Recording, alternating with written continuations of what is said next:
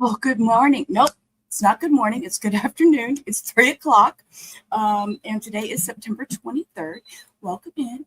My name is Sheila. We are in the what are we in? We're in crime time with Sheila.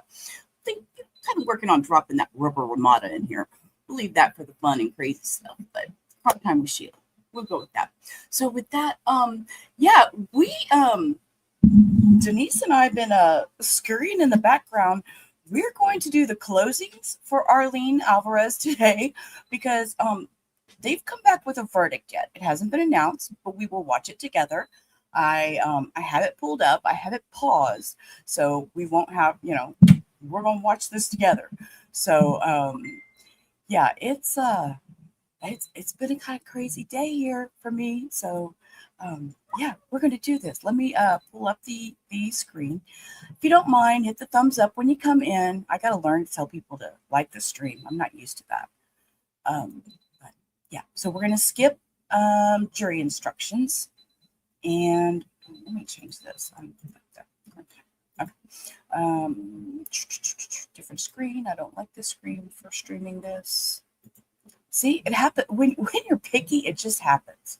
When you're picky, it just happens. And I wasn't set up. I got too excited because I was like, oh my gosh, verdict is in and we're not even finished with closing yet. So we're going to jump over and we're not going to listen to jury charges. We're going to jump straight in to, all right, here we go. Thank you. Oh my Lord, what is wrong with that sound? Hold up. Good afternoon, everybody. What the judge just read to you is... Let me check the KHOU stream and see if that was any better, because I didn't look at this and I did not know it was going to be that horrible. Hey, Cindy. Good morning, love. Let's see. KHOU. Let me see their stream this morning. Let's see. Closing arguments here.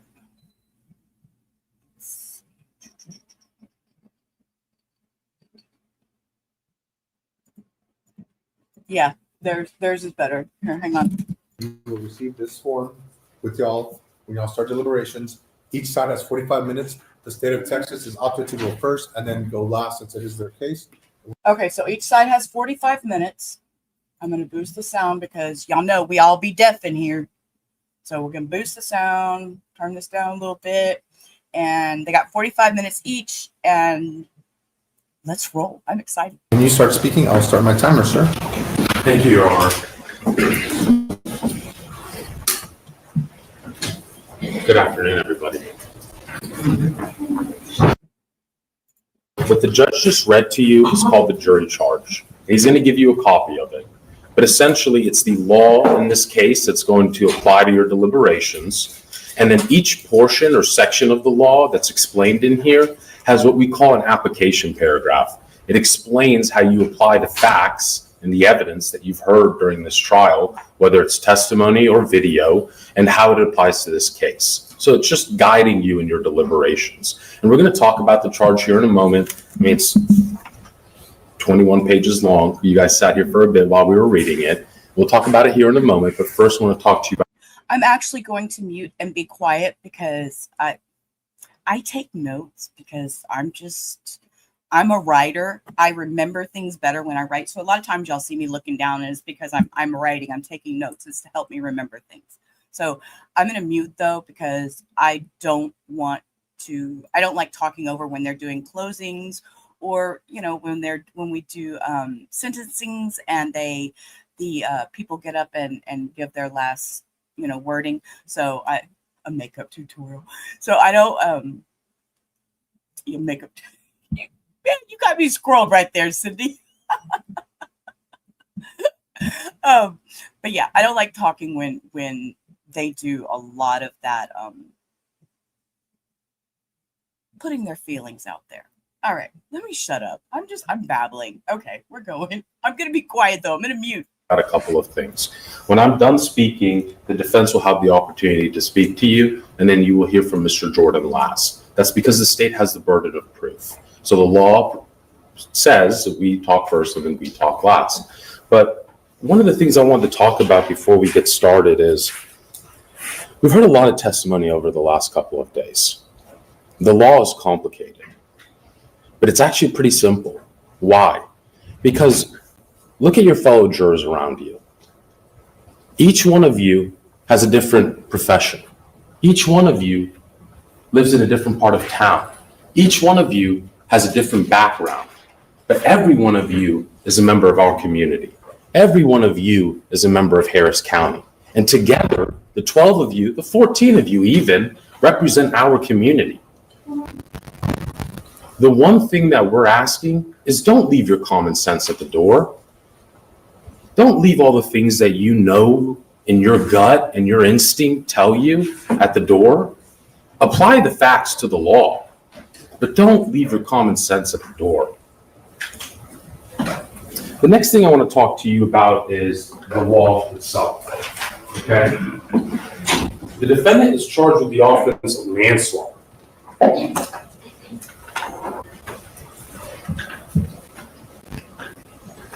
A person commits the offense of manslaughter if the person recklessly causes the death of an individual. This is on page 6 of your jury charge. The question is the defendant aware of a substantial and unjustifiable risk, and does he consciously disregard that risk? Because here's the thing, ladies and gentlemen, no one in this courtroom is going to dispute that he shoots into a car and kills Arlene Alvarez. Not a single person in this courtroom is going to dispute that. They're just going to ask you to find that his actions and conducts are justifiable. They want you to believe that her death, his actions that caused her death, are justified. So the question is, when he gets out of the car and he shoots at the robbery suspect in the back 3 times, we know it's not self-defense. Their own expert testified to it yesterday. You have to be immediately necessary to perceive the unjustifiable use of deadly force. The guy's got his turn back away, and turned away. And we'll get to self-defense here in a moment. The question is, when he is shooting into the car, shot number 4, shot number 5, shot number 6, shot number 7, shot number 8, shot number 9, shot number 10 down the street, is he aware of the risk that he's going to shoot and kill somebody in that car? Absolutely. Is he aware when he takes shot number 4 and he takes shot number 5, is he making a conscious decision to disregard that risk? Absolutely. Your common sense tells you that. You don't need a homicide investigator to tell you that. You're watching him do it on video. Mr. Jordan made a very specific and clear point to you guys. You're a unique jury because we can't take you to the crime scene, but we sure did bring it to you. And we'll go over that here in a bit. The next question you have. So first is his risk. Is there a substantial and unjustifiable risk, and did he consciously disregard it? If the answer is yes, he is guilty of manslaughter. Now, this reckless injury of an innocent third person, it's on page 7 of your charge, okay? What this law says is before you get to self-defense, before you get to defense of a third person, before you get to defense of property, you have to answer this question.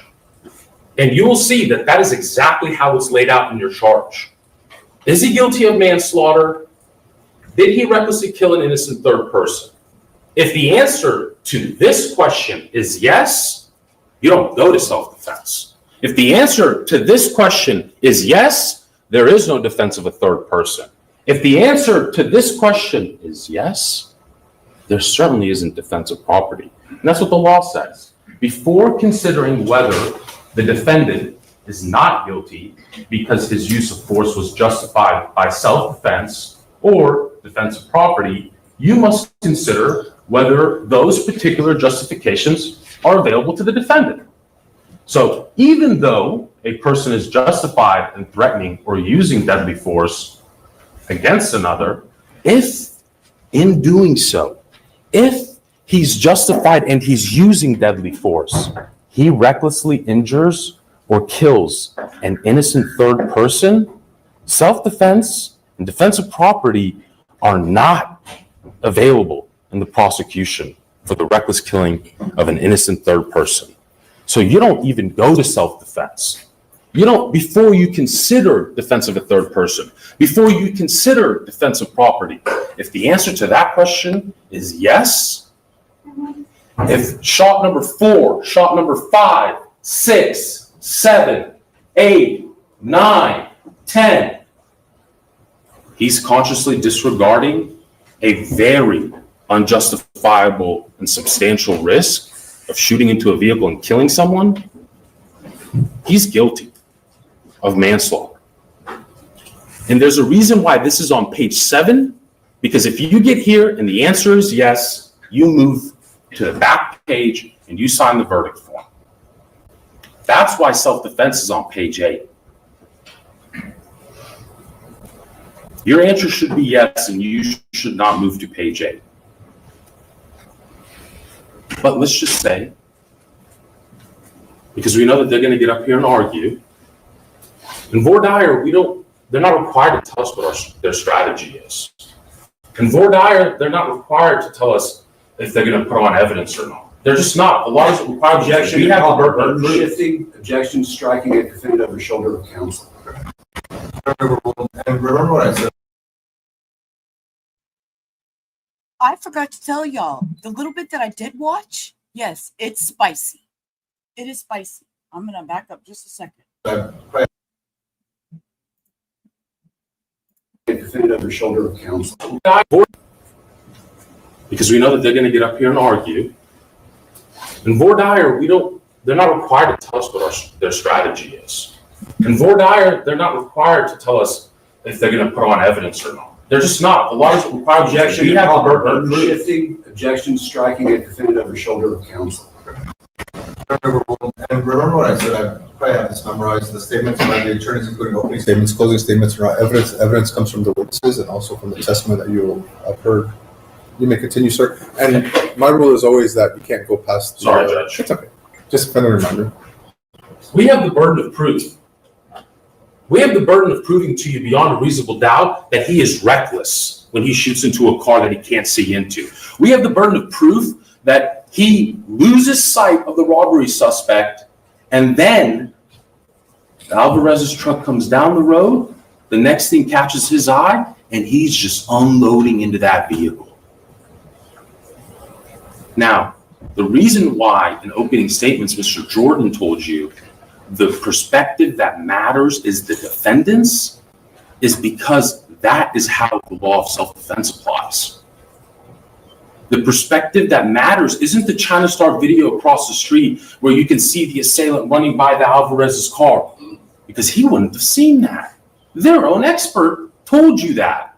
He wouldn't have seen past the chase sign. So the perspective is certainly not when the robbery suspect is running down the street and he has his arm stuck out, right? Because the defendant wouldn't have even seen that. The defendant, as it pertains to self-defense, the question is there a immediately necessary reason to respond to the use of unlawful deadly force to prevent the other person's imminent commission of an offense, to prevent the imminent commission of an offense? So, look, Mr. Taravella, their own witness, admitted it. When the robbery suspect has his back turned, not self-defense when he shoots shot number 1. We all know in Texas, you can't shoot a person in the back and then claim self-defense. You just can't. That's a misstatement of the law. No, it's not. The law is in the jury charge. Refer to your jury charge. I'm not muted. Sorry. If a person is running away from you after they've committed an offense, you can certainly shoot at their back to get your property back, but you can't shoot at their back and use deadly force unless you're presented with the imminent use of deadly force. Their own expert, I asked him very specifically, first shot, self-defense, yes or no? Nope. Second shot, self-defense, yes or no? Nope. Third shot, self-defense, yes or no? Nope. Fourth shot, self-defense, yes or no? Oh, wait, the fourth shot, the one where in State's Exhibit 108, that video we compiled, remember that one? We talked about it with Zachary Caldwell. You guys remember that video? That video shows you the sound frequency of shot number 4 is the same exact sound signature as shot number 1, as shot number 2, as shot number 3, as shot number 5, as shot number 6, shot number 7, and shot number 8, and shot number 9. Their own expert said shot number 4 sounds exactly like every other gunshot that man fired that night. You don't need a homicide detective to tell you what it sounds like. We know what they're going to get up here and argue. They're going to say, CSU could have collected more shell casings. Mr. Jordan told you that in opening statement. He told you what we're going to present to you. He told you they didn't find 10 rounds, but beyond a reasonable doubt, you will know he shot 10 times. Their own expert admitted it. He told you they found the casings next to the grate and a couple next to the ATM, and that's exactly what the evidence showed. He told you that the trajectory at which the gunshot is fired is perpendicular to the vehicle, and that's exactly what the experts testified to. They called Andrew Taravella, a crime scene reconstructionist who sat on this stand right here and didn't testify to anything that Shelley Rossi testified to, our reconstructionist, but instead went to a field he's never been certified as an expert in, never testified as an expert in, and wanted to comment on surveillance video that was compiled by an actual licensed digital forensic analyst. Notice how I kept asking him, you keep saying that those tapping sound is gunshots, but you keep using the words, I believe they're gunshots. Are they gunshots or not? And his response was, well, I can't say that they're gunshots. Regardless of the fact, the defendants already started shooting at the back of the robbery suspect. Regardless of the fact, when he sees a vehicle coming down the roadway and the windows are up and the vehicle is tinted and he cannot see a firearm at that moment, we know he's not in fear of deadly force being used against him. He's the one that's running into the middle of the grassy area and shooting at a car that he can't see into. We're not asking you to leave your common sense at the door. You guys are reasonable. What would a reasonable person do? You guys are reasonable. Don't leave your common sense at the door. What would a reasonable person do? And it's not self-defense from the perspective of the defendant. No. The law specifically says a reasonable belief means a belief that an ordinary and prudent person would have held in the same circumstances as the defendant. This is why this is important. In opening statements, they told you the robbery suspect and Tony Earls exchanged gunfire. That's what they told you. They told you that when Tony Earls gets out of the vehicle to pick up his keys, he gets shot at. Not true. The video evidence tells you that. It's just not true. He gets out of the car and he lets off 3 rounds in the direction of a man that's fleeing with his back turned to him.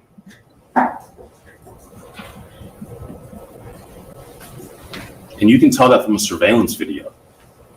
Same way you can tell he shoots 10 times. You don't need 10 cartridge casings to tell you that. We watched on the video. State's Exhibit number 108. Go back into the back, watch that 3 times, start your deliberations. You won't spend too much time past page 7. But here's the thing. Self-defense is from an ordinary, prudent, reasonable person in the circumstances of the defendant. Not the defendant, but an ordinary, reasonable person.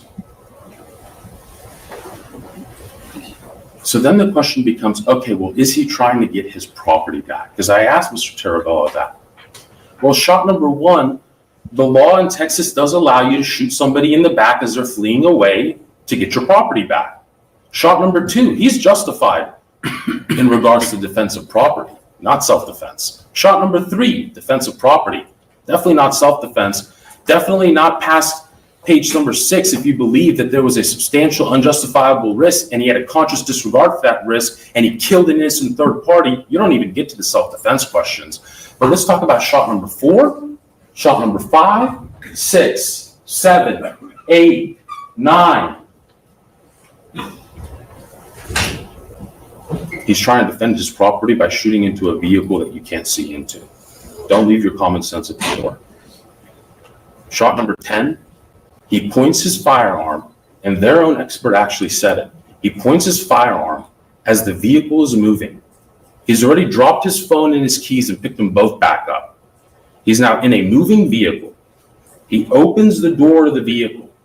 He sticks a gun out, and he shoots into the middle of an intersection, dropping his phone and his keys that he just picked up. And I asked Mr. Taravella, he shot into the middle of an intersection. And their own expert said, actually, I don't know where he shot. What do you mean you don't know where he shot? You said he went to the crime scene. Is there an intersection after that frame or not? He said, yeah. I was like, the reason you don't know where he shot is because he could have been shooting at Armando Alvarez as he's standing outside of the car. He could have been shooting at the vehicle when it has its brake lights stopped, flashing in his direction.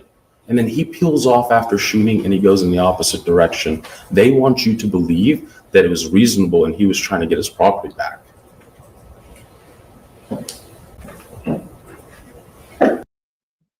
Mind you, the property was $20, and I believe a wallet. Before you get to self-defense, before you get to defense of a third person, before you get to defense of a property, if you believe beyond a reasonable doubt that there's a substantial and unjustifiable risk that if you shoot into a car, you're going to kill a person, especially if you can't see into it, or he has the conscious, objective disregard for that risk when he turns that gun on gunshot number 4, and Armando and Wendy Alvarez are looking at this man shooting into their vehicle on the way to go get pizza with their 9-year-old daughter in the backseat. He's guilty of manslaughter.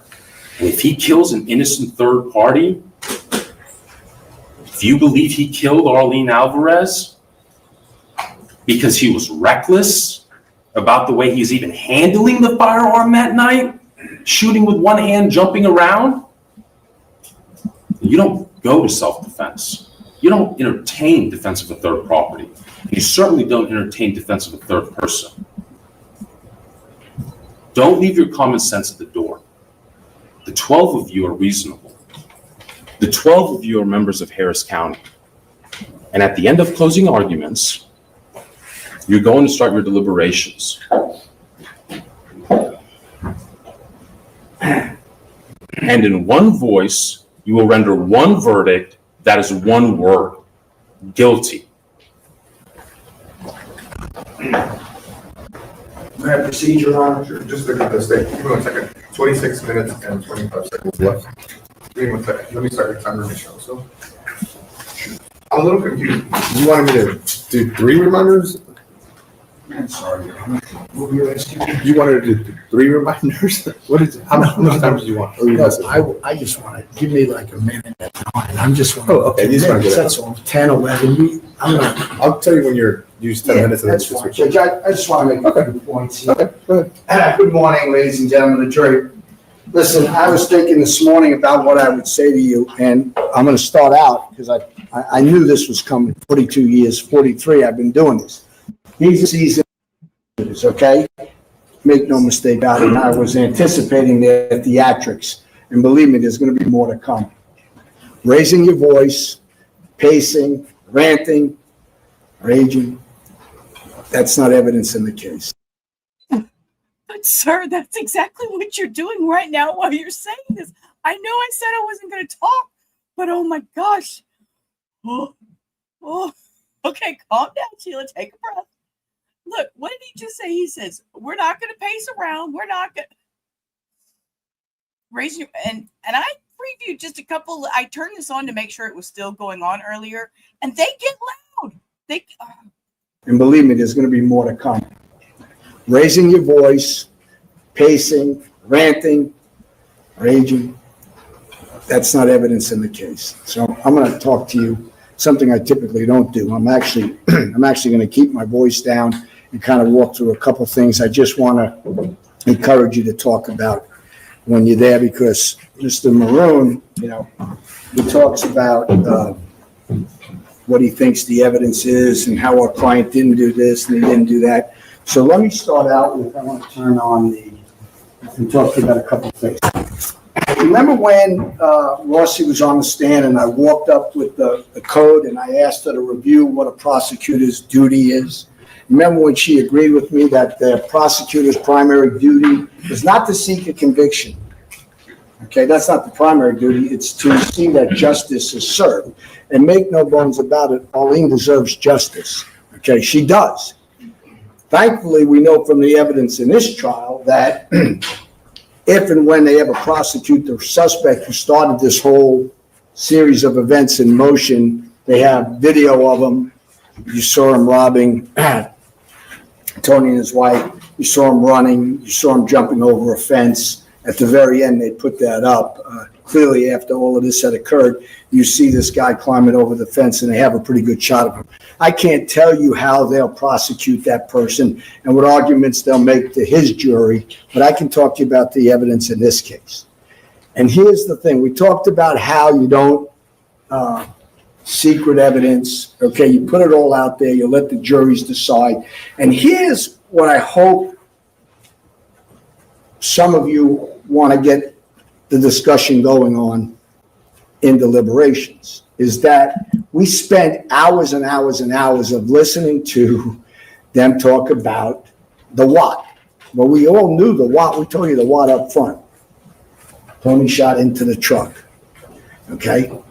But we had to listen to angles. We had to listen to all the scientific evidence. But if you notice, what they brought you was people who either work for their office, okay, or someone who works for the Montgomery County's District Attorney's Office, okay? But we didn't hear from some critical people, and let's talk about that. I want to put the overhead up. Well, the first thing I want to talk to you about is, well, it was here, but it's that little USB that has State's Exhibit number 108 in it. Now, no, it's obvious through this trial that this is the techie. This man and Zach Caldwell, they are the techies. I don't profess to be a techie. I can't make digital exhibits. I'm the guy, probably the only person here who's still writing on a yellow legal pad. Okay? But if you recall, okay, Zachary Caldwell gets on the stand and they're going to play, I'm sure we're going to see it, it might be part of the theatrics, put it in slow motion and show the call-outs, the call-outs, the call-outs. Boom, boom. It didn't happen. It happened real fast. Now, I don't know if it's deliberate. Maybe it's an oversight. I don't know. Okay, I can't tell you which one because I'm not in their heads. And maybe they can just say Zachary Caldwell decided to leave out the 5 shots. And let's talk about that because Andrew was pretty straight up. Okay, for 35 years on the police force, he's heard gunshots. Okay, so he said, he kept asking him, are they gunshots? And he goes, well, in my opinion, I believe they were gunshots. Okay, and so as I walked back, I even pointed out that Rossi, their expert, the woman is an expert in almost everything, but she was still in the courtroom hearing that. And I said, basically asked them, getting repeated because they would have the ability to rebut with her. They could put her back on the stand. Here's what they didn't do though, okay? Whoever did it, whether Caldwell or whoever instructed, whenever they talked about, they intentionally left it off the call-outs. And I'm calling them out on it because we showed you A, B, C, and D, if I can publish this, shows that the call-outs would have registered. And if you wanted to do an accurate compilation, then A, B, C, and D would have been on it, okay? Now, if you notice, we closed. They didn't call Rossi back. They didn't address the call-outs that they eliminated from that state's 108 exhibit. They could have called her back and she could have said, in all my years and all my experience and all my education, I think we heard about everything she did since kindergarten. But we stipulated she's an expert, and she didn't dispute the fact that those were gunshots. They didn't address it straight up, okay? Nor did they address it after the fact, okay? And so that is, it's kind of a misleading exhibit, okay? I'm gonna use that word. It misleads the jury. You know, you get to consider, and we've said it all along, you got to consider the why, okay? The why. And he made reference to, we don't need to bring a detective here. Well, let me show you a couple things too. And I think you should talk about, and hopefully someone will bring it up. And listen, a lot of the theatrics, and a lot of the walking around and the yelling and moving up close to the jury, you know, everybody here, they're good lawyers. I like to think I'm a good lawyer, okay? I'm going to try to keep my voice down. But, you know, they make emotional arguments to incite emotion. And if you get back there and you keep talking about the emotion, look, it's a tragedy, man. I can't even comprehend what it must be like for the family, all right? The foreman, whoever you are or she is, whoever becomes the foreman, it's going to be your job to say, look, we can't use prejudice or bias or emotion.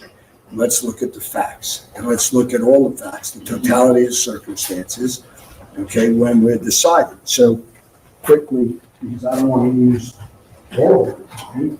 But State's Exhibit number 23. Look, I think they even agree it was the worst, one of the worst investigations you'll ever see as far as collecting the evidence.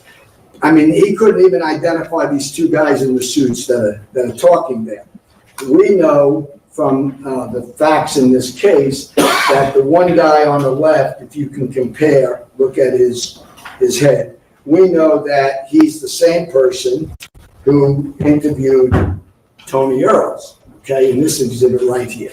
Here's Tony being spoken to by the detective. And Andrew said, 35 years I've been doing this, and it's not routinely we call a detective. So there's two things that they kept from you. They kept from you the detective's opinions of whatever they may have been from the case about what he felt, the guy who was out there that night, okay? And they're going to tell you, oh, they could have called him. Well, we don't have the burden of proof. They do. So look at it, look at the fact and consider the fact that that's, you know, something they kept from you, okay? And then the fact that our client gave a statement. He's interviewed shortly following this event. And here's what this shows you.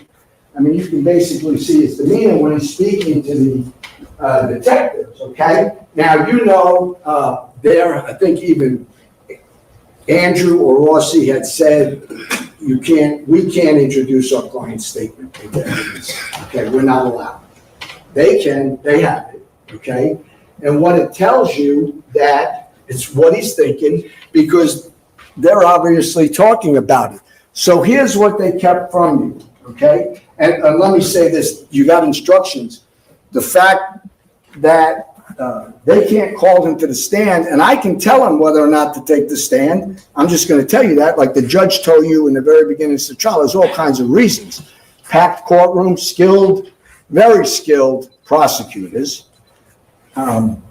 You could take all kinds of things into consideration. Just to give you a, I'm sorry, I have a few left. for 10 minutes, you can take as much time as you want. I'm just saying, you asked for 10 minutes. I'll need just a couple more. So I think it's important to recognize that that you shouldn't just consider the what, you got to consider the why, okay? And part of the why is what he's obviously talking to the detective about.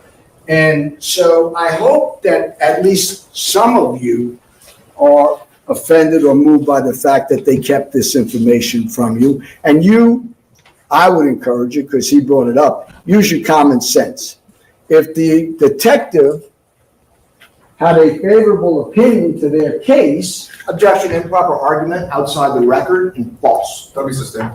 Okay, well, Judge, I don't know what his opinion is. I'm just saying. Because it's outside the record, he's not allowed to argue. It's sustained. Please move forward, sir. Okay, all right. So you don't know what his opinion was because they didn't bring it to you. You don't know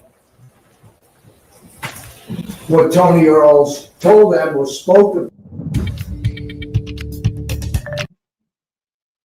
What the fuck is happening?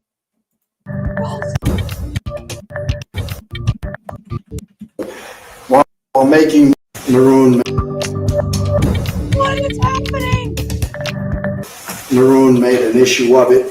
And the language says you have to consider while making no effort to determine the identity of the occupants of the motor vehicle. While making no effort to determine the occupants, okay, of the vehicle. Well, so here's what you do. Rather than just using their graphics during closing, a boom, boom, boom, boom, boom, and the stills that they did with Rossi, all I ask is you do this. Talk about the speed of the vehicles, and the videos have it for real. The sound out there, including what he tried to refer to, I think, as somebody packing their cigarettes. It's probably a statement he'd like to pull back on. The sound, the sight line. Sir, he is a total train wreck in himself. Stop.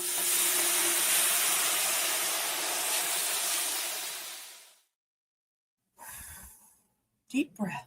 Good Lord. And the split-second timing and the limited lighting, okay? So when you talk about how you might have reacted or someone might have reacted, just look at all the facts, okay? As far as what he saw, we know he intersected the truck, okay?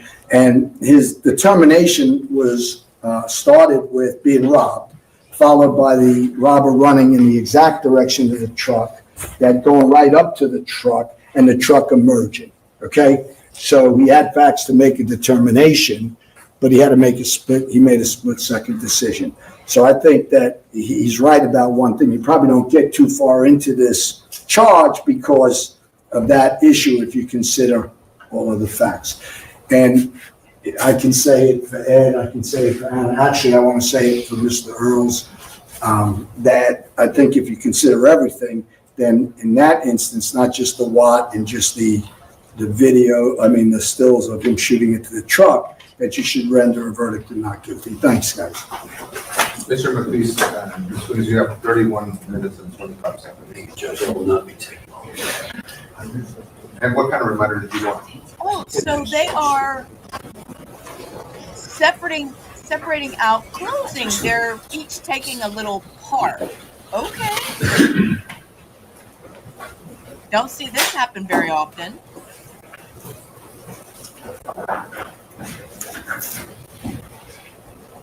Are we going to play with his brain again?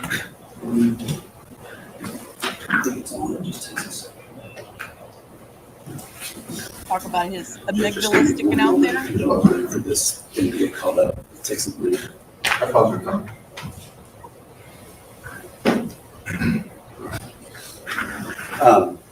Good morning. I'd like to start off by saying something that is obvious but needs to be said. And that is what happened to Arlene is horrible. It's tragic. It's every parent's worst nightmare. I don't wish that upon anybody. The Alvarez family did not deserve that. They do not deserve the pain that they're going through.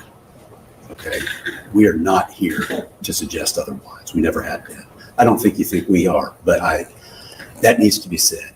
And you're about to be given a superhuman, Herculean task that's very hard to do. And that is to separate this tragedy from your duties as jurors under the law. Okay? You've got to put aside the heartstrings that they're about to get up and pull on heavily. All right? They're very good at it. They're going to get up and pull on that heavily. But I do think that when you look at the instructions that are given to you by this judge, okay, these instructions called a jury charge, 20 plus pages of instructions, your guidebook, okay, it's going to take you to the right result here, the just result.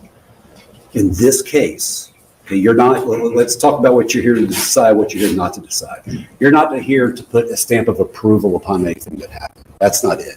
You're solely here to decide whether or not the state proved beyond all reasonable doubt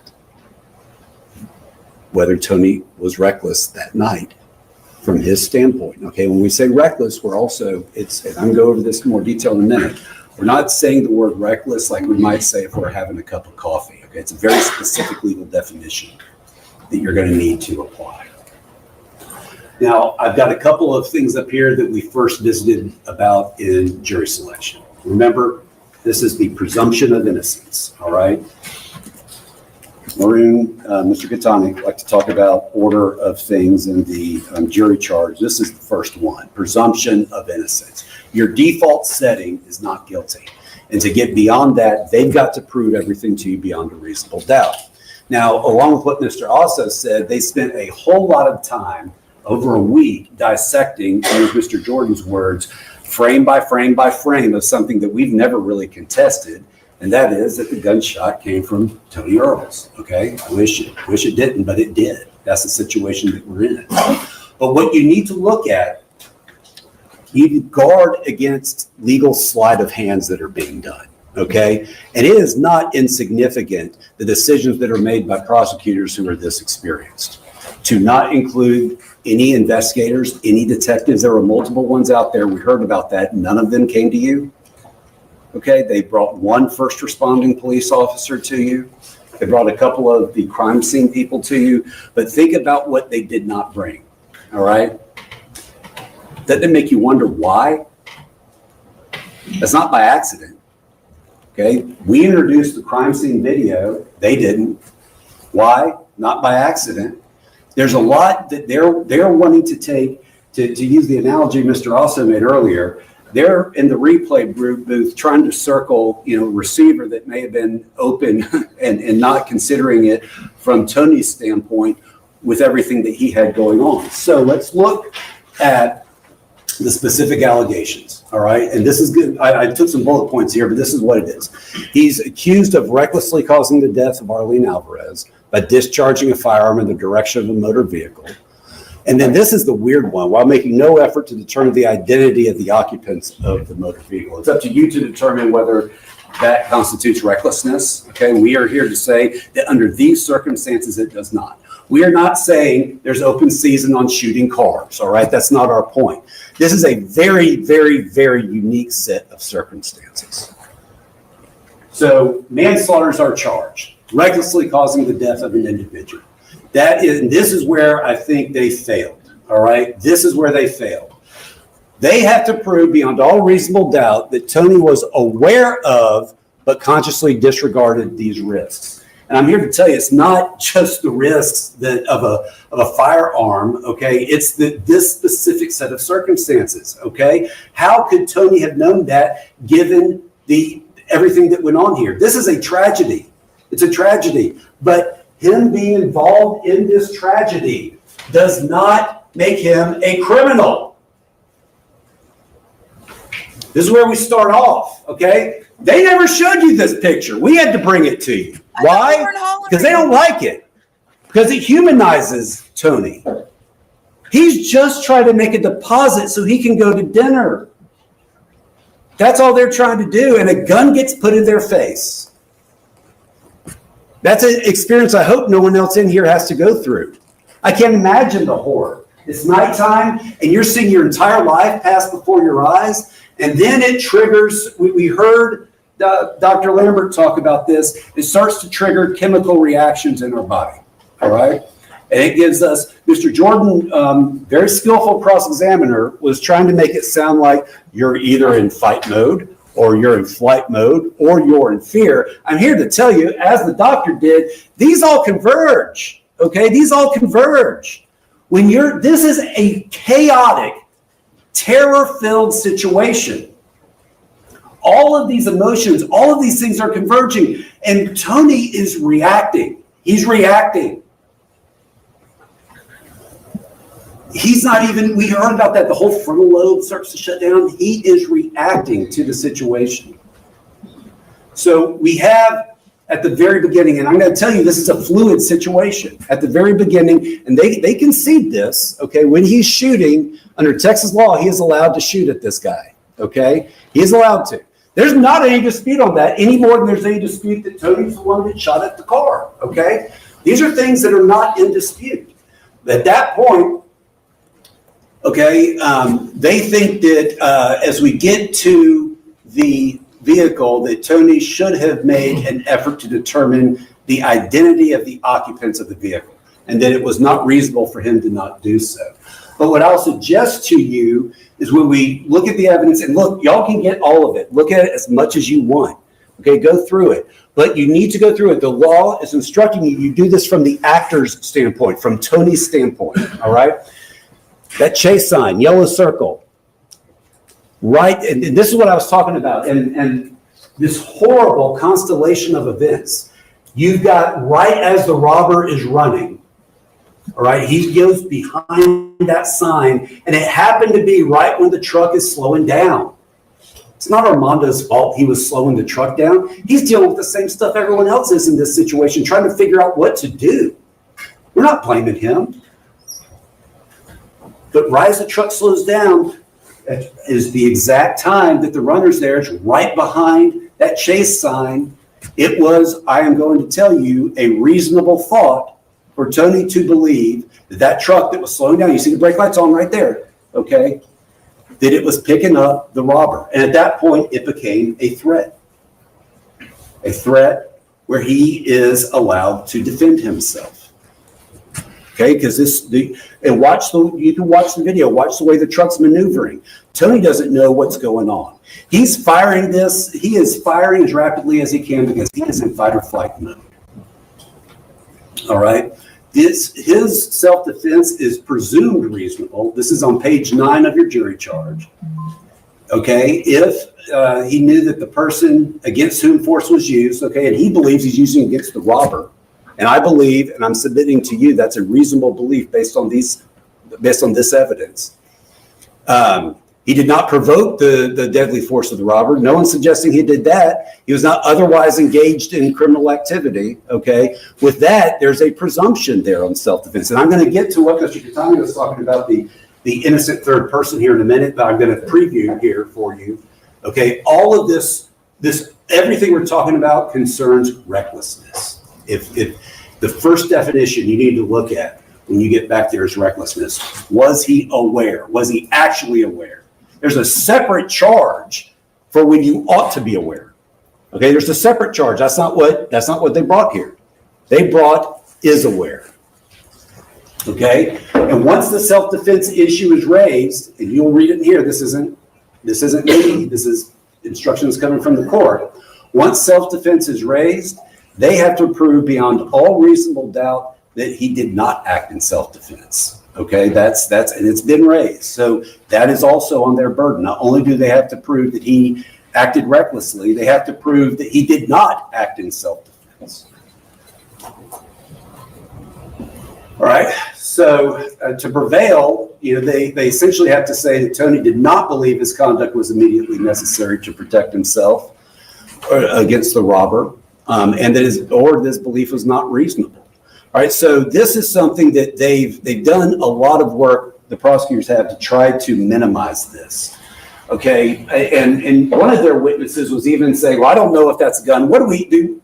Again, like I question with the witness, he ain't waving goodbye to Tony over there. Now, on this one, this particular shot, is Tony's view blocked? Perhaps, okay? But there's 2 times where we see him, where we see the robber with his hand back like that, all right? Once before that truck, once after the truck. And I'll submit to you that if he did it before the truck, he did it after the truck, he very well may have done it here when we're not able to see him, all right?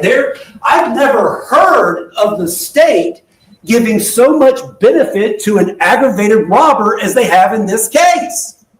And the reason that they're doing that is because we know good and well the robber should be in this chair. He's the most responsible.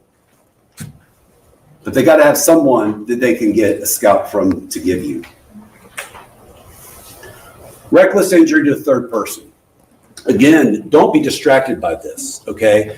This is all if you do not believe that Tony was reckless, and we're telling you he was not, then this is irrelevant, all right? So for you to believe that he was reckless, you have to believe that he knew. He understood that after the stress of this event, when he's having a gun pointed at him, and he doesn't know what's going on, okay? And by the way, let me also say this. There's a lot of confusion as to whether or not he's being fired upon, all right? Armando was confused by that. Tony was confused by that. And I'll tell you, in a situation like that, I'm not blaming anybody except the robber. It is natural to be confused when your head is being flooded with such conflicting information. Okay? Again, from his standpoint, what he saw looked like the robber was getting in there. We know that the robber was at the very least pointing guns in the direction. All right? So with all this, we look at this with what we call the totality of the circumstance, and I'll tell you, they did not meet the burden of proof here. They did not prove to you beyond all reasonable doubt that Tony that Tony knew that this was going to be the result. No one thinks, and I don't think they're even going to say that Tony woke up that morning wanting to hurt anybody. We all know that. We're here because of horrible circumstances. A lot of people in the wrong place at the wrong time, and a robber who's not here.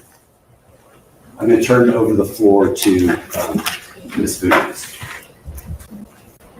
You have 17 minutes and 40 seconds. 17:36.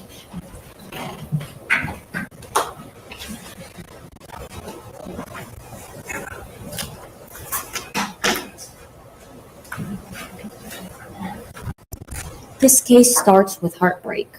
We've all acknowledged that. No one here thinks that what happened that day is not a tragedy. Tony doesn't think that that's not a tragedy. You have to separate emotion from this case. When you get back there, you have to separate emotion. You have to follow the law. Every time that you feel like emotion is taking over, because it's normal, it's natural. There's a dead 9-year-old. We all acknowledge that. We know that. We've acknowledged that every step of the way. Every time you feel that emotion taken over, we ask that you step back and follow the law. We ask that you remember the facts of this case. All the people that they've brought to you, I believe it was Mr. Caldwell. He said, I think the jury would benefit from pausing and slowing it down in order to better understand it. Well, guess who didn't get to pause and slow down? Tony. Tony didn't get to slow down and pause what was happening. He had seconds to make a life or death decision.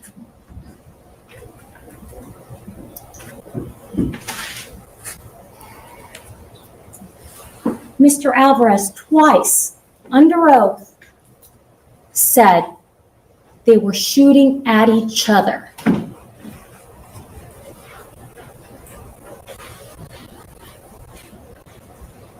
He believed they were shooting at each other. That is what he saw. And Dr. Lambert said that is normal. His reaction is just as normal as Tony's reaction. It all happened so fast. Does that mean Mr. Alvarez was lying? No. What he believes he saw may have been accurate. It all happened so fast. It was traumatic for everybody involved.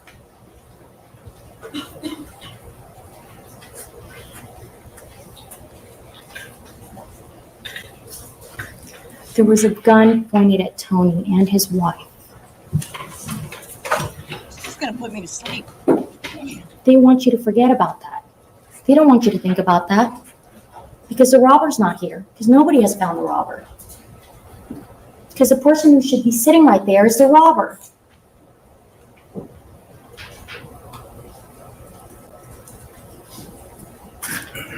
They reminded you over and over that you're citizens of Harris County. As citizens of Harris County, you should be demanding that the robber be sitting there. But we haven't found him, ma'am. I believe it was CSU told you, well, no, we didn't swab anything. The swabs are too expensive. So you have a robber who pointed a gun at a family, who caused all of this, a dead 9-year-old, and CSU comes in and tells you, well, no, we didn't swab. Swabs are too expensive.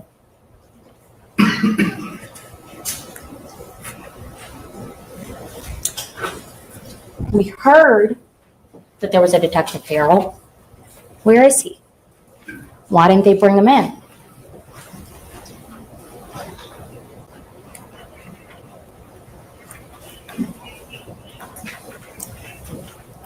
The undisputed facts.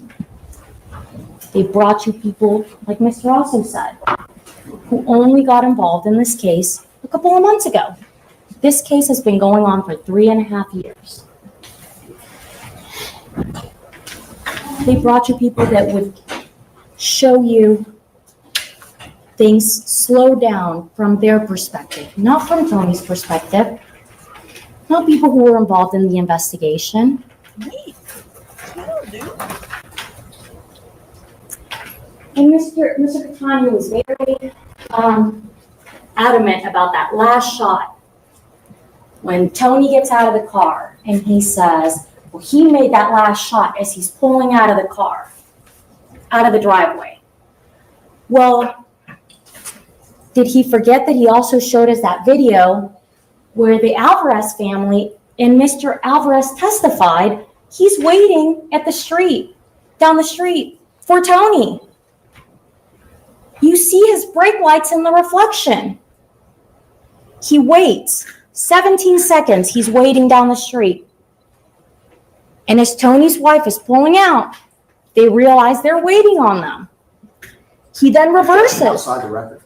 The jury heard That's what the video shows. Statement Marshall, I'm giving you evidence comes from the stand. You guys get to believe who you want to believe. I mean, you may continue. He reverses by his own testimony. He says he reversed. He then makes a U-turn and decides he's going to chase Tony. How is Tony not supposed to think that the truck is involved in the robbery? He thinks the robber's coming back for me.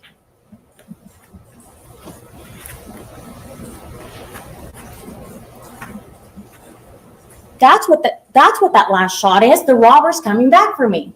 I am in fear for my life. It's not this, I'm just going to shoot down the street. The robber's down the street waiting on me. That's what Tony believed.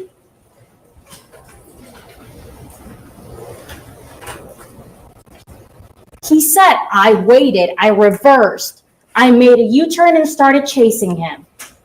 Call it whatever you want. He tried to say, no, I wasn't going to chase him. It wasn't a chase. It wasn't a chase. He chased him, and you see it in the video. Now, they each may have been erroneous in what they believed, but Tony thought the truck was involved in the robbery.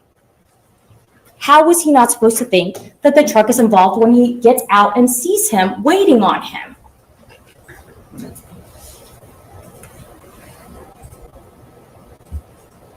What else is he supposed to believe? Now, these 5 shots that Mr. Catani says, it's just somebody packing cigarettes. packing cigarettes. Well, you know who could have told us whether it was packing cigarettes or 5 shots? The detective. Why didn't they bring him? He would have answered that question. Why didn't Mr. Tony Earls get on stand and answer any of those questions? Just curious, ma'am. Calm down. So yeah, we're left to speculate whether it was shots or not.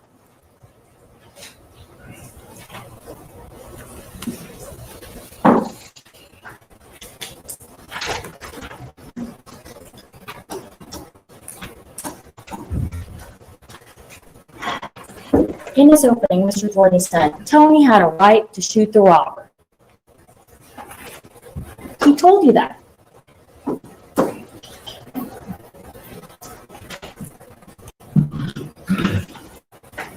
You don't change the evidence to fit the theory of the case. The evidence is what the evidence is.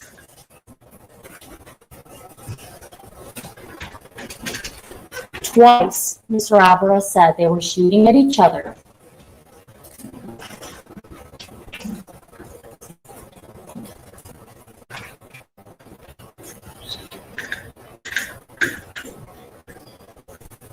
Ma'am, you're wasting time And being so Mr. also quiet. said things that they didn't bring you. The detective, the CSU video that we had to introduce, and what Tony told them.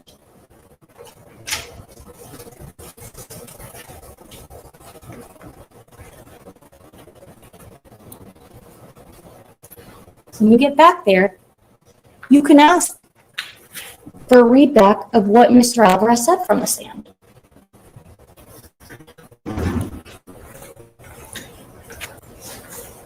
Now we watch the body camera. As soon as the police arrive on the scene,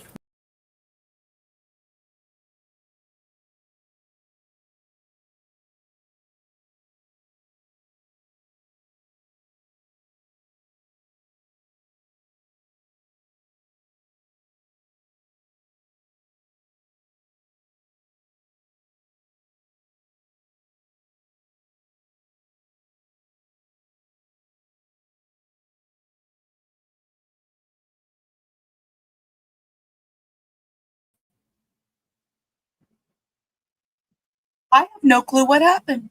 My screen just disappeared. this angry person that Mr. Jordan would like him to be, he thought we were involved with the robber.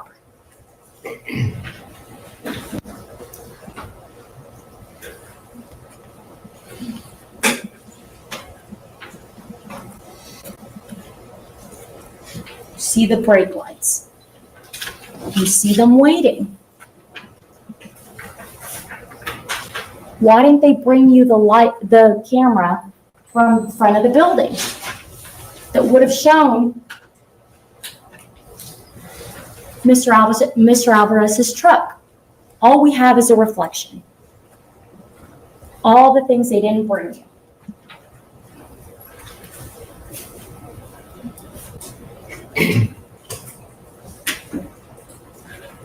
But they want to make up for it with emotion. Yes, there's a dead 9-year-old. We know that. But you still have to bring the evidence. You still have to prove your case. You don't get to make up for it with emotion. We don't convict people based on emotion. One of you during jury selection said that's why he was here, because he believed in the justice system.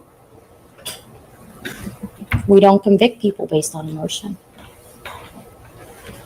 We convict on the law. We follow the law.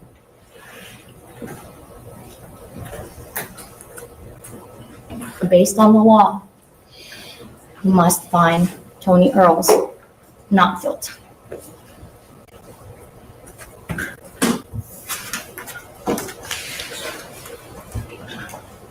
26 minutes and 25 seconds. I'm gonna set it up first. Right. You stop my time first. Never started. Okay.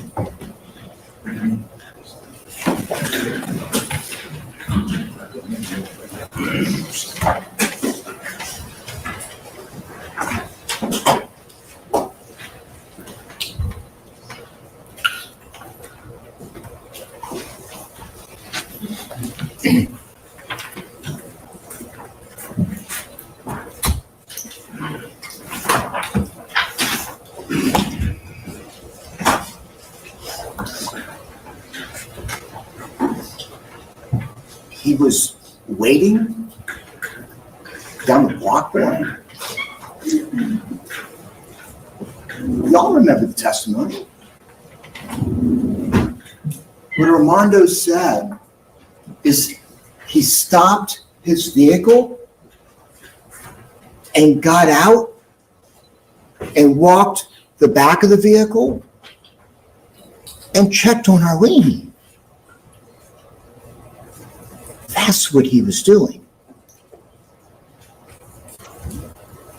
Isn't it funny how all three lawyers told you don't base this on emotion? And then they all talked about emotion. They all want you to be emotional about this defendant. They all say, you got to feel what he was feeling. You got to understand what he was feeling. Ed is yelling. Anna is soft. And Anthony is accusing me of impropriety. But don't base your verdict on the emotion.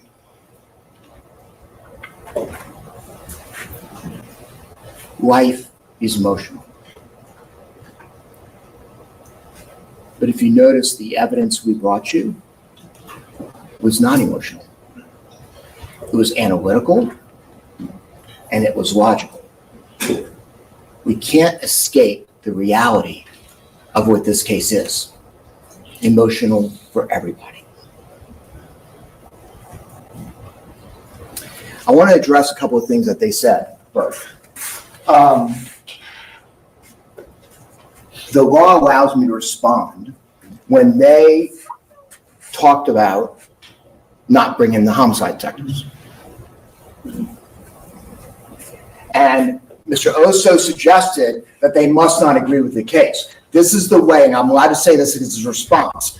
This is the way this works. If any police officer or any homicide detective involved in this case disagreed with it, I'd be obligated ethically to tell them. And they would have brought him. So that is just not true. The reason why you didn't hear from homicide detectives is because this case wasn't a whodunit. Besides interviewing the defendant's wife, there's nobody else to bring you. They seized surveillance video. And so what we did is we brought you the facts in the case so you could know what happened. There's no better evidence than that. It's funny, they always complain about too many cops. Now they're complaining there's not enough. Y'all can know the evidence. I want to talk about this stuff. It's like they were saying, oh, well, we're not disputing they shot in the car. Well, these are the shots. First, they claimed he shot first. Then they claimed the lack of muzzle flash was because the robber got some kind of special bullets. Y'all remember that, right? Well, now we know. Objection mischaracterizes the evidence. Same instruction. You heard the evidence. You guys can determine what the evidence is based on the testimony and the witnesses on the stand. You may continue, sir. And now they still are going on the video from across the street. They did it again in argument. You see, they're crossing paths, so of course it's reasonable for them to think that he got in the car. Remember, what the law says is you're in the defendant's shoes, not in his mind. The defendant would never have seen them cross paths. We know that. He goes into the dark of night and he starts shooting into the next vehicle. But they keep showing that. So you start thinking that it was reasonable. And it was not. Maroon was right. This is actually very simple. Y'all can go back there, and the sole issue before you, is it reckless to shoot into a vehicle when you can't see in? Period. hard stop. That's the decision. And we all know that's the case. But don't base it on emotion. You notice what they do? They keep calling him Tony. Tony this, Tony that, Tony that. It's Mr. Earls. A 9-year-old is called by her first name. And seems like she's kind of been absent from this trial. It's all about him. Let's talk about him. His wife was clearly fearful. At that moment, they were being robbed. They didn't know what was going to happen. We all know that. But he got out of that vehicle angry. He got out of that vehicle, make no mistake of it, and the law allowed him to do it, is he could have shot that robber and killed him for the property. But make no mistake of it. Y'all can start debating this back in the jury room. That man decided he was willing to kill somebody over a wallet, 20 credit cards, and $20. That's what was in his mind. He was already ready to kill. But then, once he does the shots, he doesn't get back in the vehicle and flee. He then goes to that open space, angry. And he starts shooting at the next vehicle. And that's the sole issue before you. Is shooting into a vehicle that you can't see in a reckless act? And we all know it is. We don't have to prove he knew Arlene was in there. If he knew Arlene was in there, he'd be charged with capital murder and be facing the death penalty. All we have to prove is it's a reckless act. It's not justified to shoot into the vehicle when you can't see the occupants.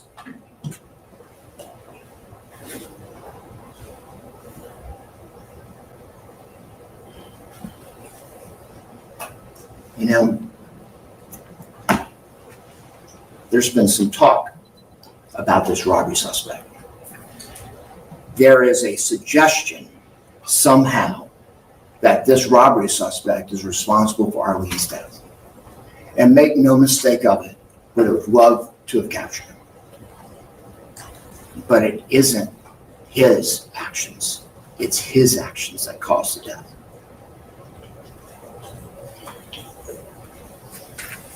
And it helps you to know that that was rather probably not either a real gun, 2, a gun without bullets, or 3, if it was a gun with bullets, he had more restraint than anybody, because as he's being shot at, he's not sure. Judge, I object. That's a mischaracterization of the evidence.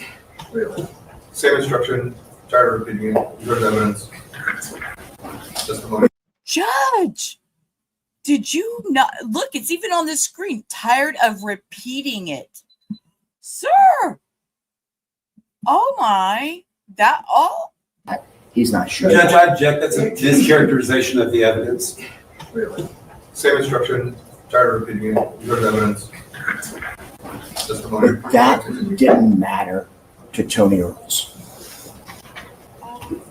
To Tony Earls, it was worth killing. And he did not care. You know, we talked a lot during jury selection about guns in our community. And some of y'all on this jury are into guns, and that's a good thing. Some of y'all are not, but you respect those who do.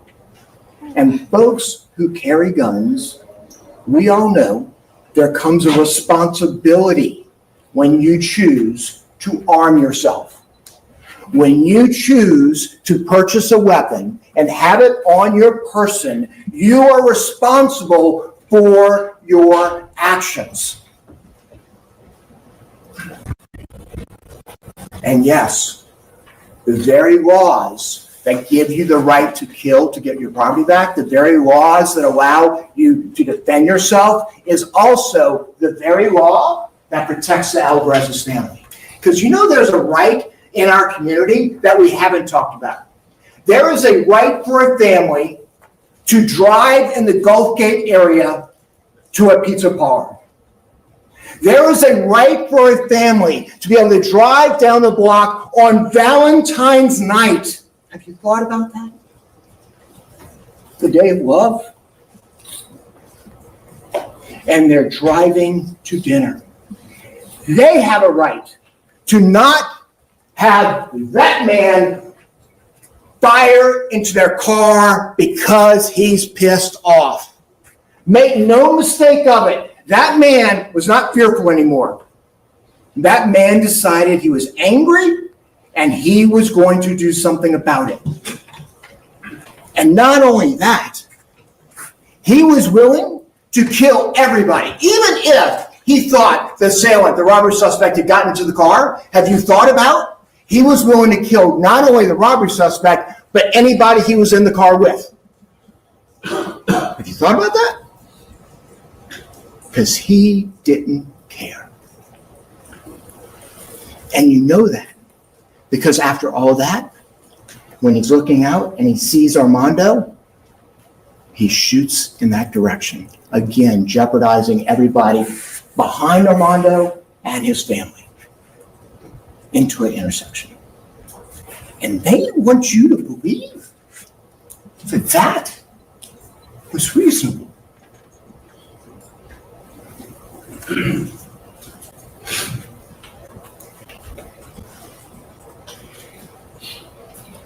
They sold you that again. See, guys, if y'all just see that he's passing the car enough, even though it's not my client's perspective, maybe you'll believe he's reasonable. It's in his shoes and in y'all's mind. That's the difference. You don't get into his mind. His mind is angry and unreasonable. It is your Objection, mind. that's a misstatement of the law. You guys have the jury charge. That's the law in the case. Refer to it. They showed you this again. Again, trying to affect you with not the facts according to this defendant. I'm going to show you 108 again. Again. Because it is so important. And there was a suggestion that, yes, he did have a couple of seconds, but you know what? He didn't even think. He just started firing.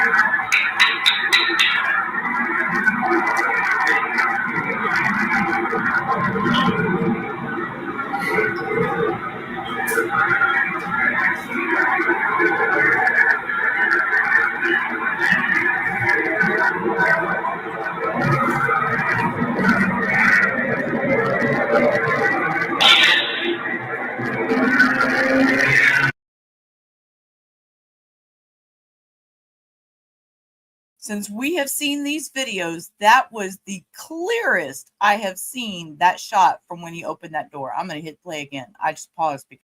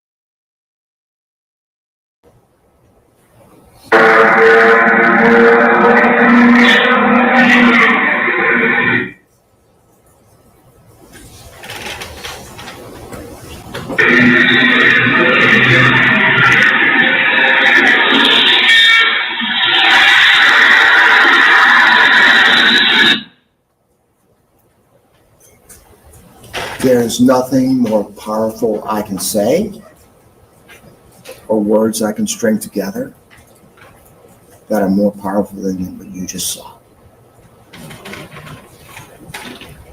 What you saw was not an accident. True, it's a tragedy. But a little girl is dead because of the actions of this defendant. And Maroon is absolutely right. When you read that charge and you get to page 6, it tells you that in the course of all this, if you recklessly cause the death of an innocent third party, you go to the verdict room. How else can you interpret this evidence? And it's a reasonable person's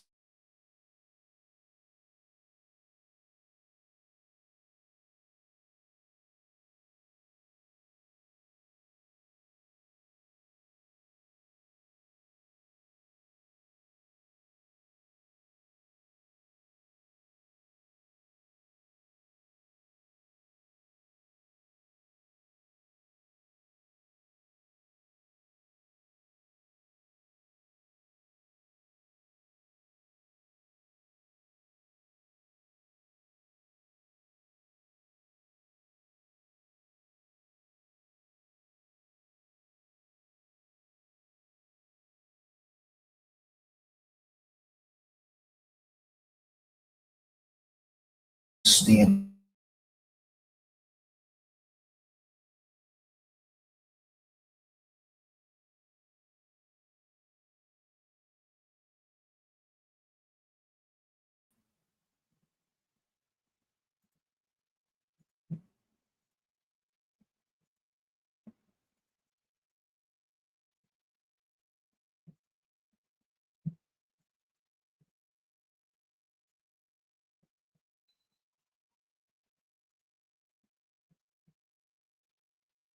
The rest of you, had you gotten out of the car, you would have Objection, gotten improper argument. back in the car. It's a reasonable person standard. Once again, you heard Yeah. my instructions with respect to what they say not being evidence that comes from the exhibit and the witnesses. You may continue. Judge, for that particular one, may we have a little bit? So we will, you have 7 minutes and 53 seconds. It's a reasonable person standard, so you have to ask yourself, would I have even gotten out of the car? If yes, that's okay, you're justified. But after that, would you have gotten back in the car? Objection, Your Honor, conveying the province of the jury. Look at the charge, y'all decide. Sir, you understand the rules, please continue. And Just to have a lastly, ruling. That is sustained. you certainly would not have shot into a motor vehicle where you couldn't see into it. And if as a result you kill somebody, the innocent third party, you know you're responsible. We have talked this entire trial about Tony Earls. We actually, it seems like it's lost. That a child lost her life. Have you thought about what the interior of that truck was like as this was going on? I'm going to play you the audio, or we're not going to see anything. And as you listen to it, I want you to think about it. That when he is firing those 3 shots, he is firing at someone's back. I want you to think about when you hear shots 4 and 5, I want to remind you of Armando's testimony that when he turned the gun to us after the robber, I thought he was going to shoot Wendy and I. So then he speeds up when you hear the sound of his tires.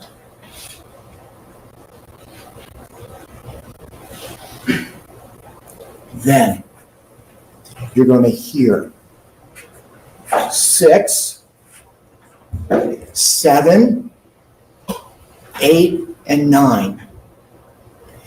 And when you hear the 7th one, you know that's the one that hits Arlene.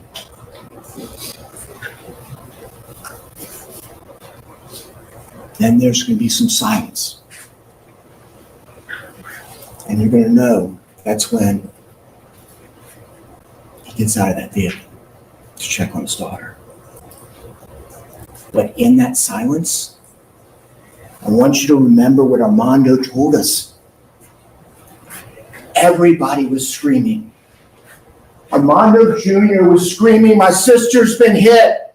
He's got blood all over him." When you hear that silence and whatever they're trying to say is 5 gunshots down the block, I want you to think about that moment.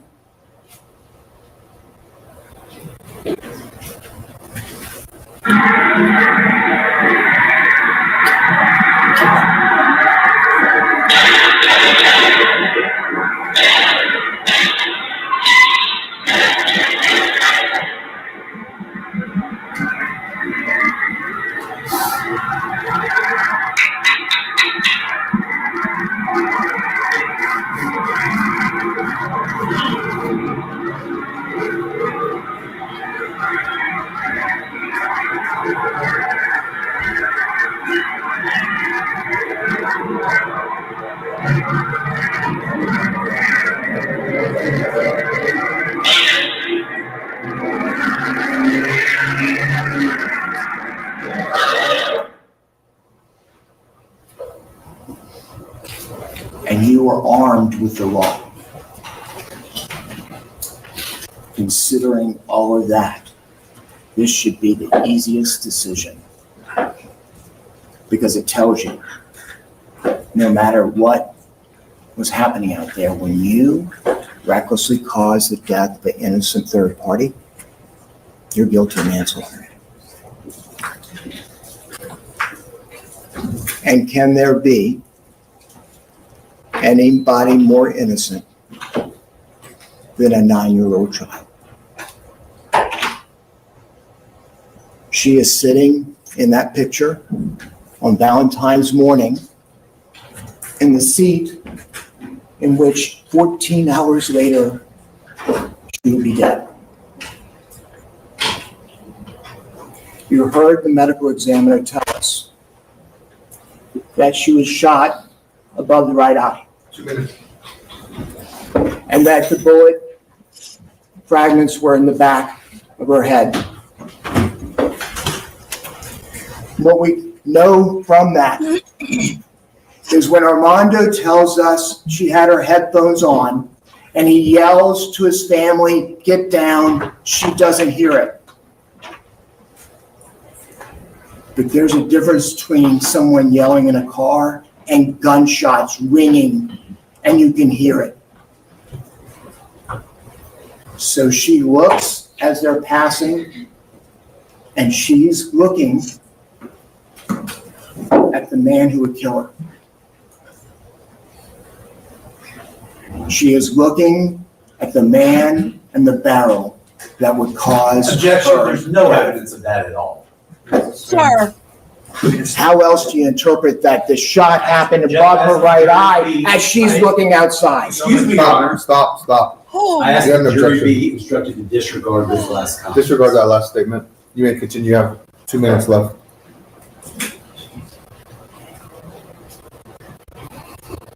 You remember.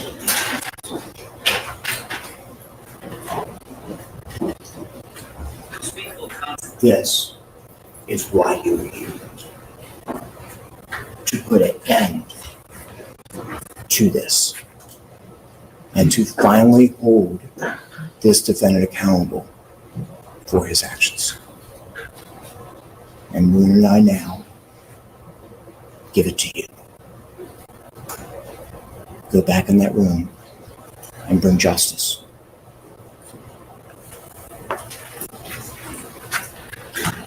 I read you the charge. You've heard arguments. Please go with the bail. Okay. We'll switch over.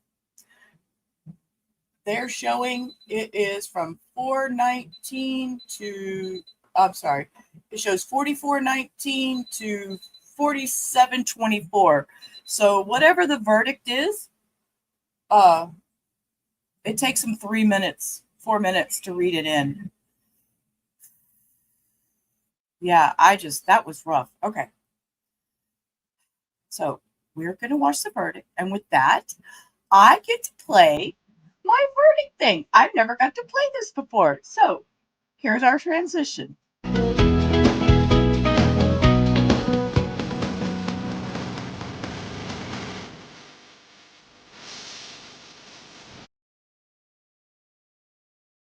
Okay. So with that, we're assuming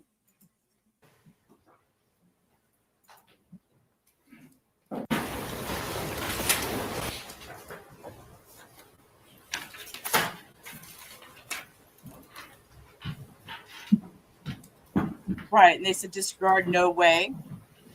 Oh, you see, adios and bye. You may be seated. Okay. Who's the fourth person? Is there a verdict? Yes, there is. Thank you. You may be seated. Mr. Earls, please stand up. In cause number 1926763, State of Texas versus Tony Earls, we the jury found the defendant Tony Earls guilty of the offense of manslaughter as charged in the indictment, signed by the foreman of the jury, printed by the foreman of the jury as well. Does any side wish the jury to be polled? Okay, you may be seated, sir. They Gentlemen, you may be both seated. said no. This concludes the first portion of the trial. The second portion is called the punishment phase of trial. And if I could have a minute and speak with the parties. 1 hour. I'll let you know what the scheduling is. My understanding is someone has an appointment anyways, so it's best to start tomorrow anyways, so I can get everything that we need. So remember my admonishments with respect to Wow. speaking with, researching or speaking with anyone about the case. It's still jury trial, okay? So remember all that. And I plan on working tomorrow and hopefully resolving the case. So please make plans accordingly. Every party, okay? Everyone. Y'all have a good night. All right, for the jury.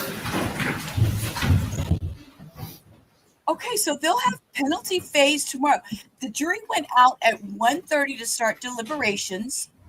They came back at 2:30 Central. So it took them an hour. 1 hour to come up with this verdict. This man has no tears. Y'all may be seated. Before we conclude for today, I'd like y'all to look at, y'all may be seated, the jury charge. And so my plan is, whatever punishment you have stayed, I'd like to conclude it all tomorrow. Whatever punishment you have defense, I want to finish all tomorrow too. I want to argue this case tomorrow and stay as late as we need to stay to get a resolution in this case. I know people have been waiting a long time. Okay? All right, I'll see y'all tomorrow. We'll That's stand how in we recess. do things in Houston. Judge, will the bailiff have a conversation with the jury? I just saw some of their faces. I was worried that they may think they're being sequestered or something like that tomorrow. I don't know, just. Good, Sam. I didn't see that. Okay, I'm just making sure that. Do y'all have the feeling they were being sequestered? Where is he going? He's just walking Oh, away. 9:30. Say that. I just Oh. they don't know, so I'm worried that they're going there. Whatever. But 9:30, please, and let's get everything ready. So that charge is very standard. It's not a complicated punishment charge.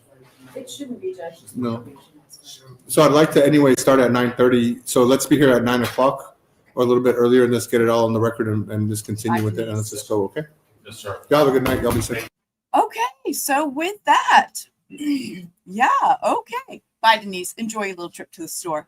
Yeah, the jury was out for an hour. We came back with a verdict of guilty. Sorry, I got choked up just a second there. Yeah, some of that was hard. That was hard. That very ending scene, that picture of her and stuff, and him, that really choked me up. Wow. So tomorrow they'll be back for the punishment phase. They will go through and yeah, right onto it because we don't play around. So I will be back in a few hours. And I believe TCN might join me. And we're going to do the closing of Soto Escalera. I'm sorry, Jose Escalera. So that tongue, Sheila, make it work. Jose Soto Escalera. We'll watch the closing and the verdict on that. But I'm going to go take care of a few things before I do that. There's some stuff that I need to go do. So I will be back in a little while. I think I have it set up for 8 p.m. I have it set up for 8 p.m. I don't know. I need to see. Hio might go live earlier, and so I have to be there for Hio just because she's my right hand, and I want to be there for her. So if she goes live at 7, which she might, I will change my live to a little bit later in the evening, but we'll see. Anyways, I don't mind. I'm here. I've got all night. So with that, I will see y'all later on tonight. And until then, y'all have a great rest of your evening. Peace. Life's a ride on a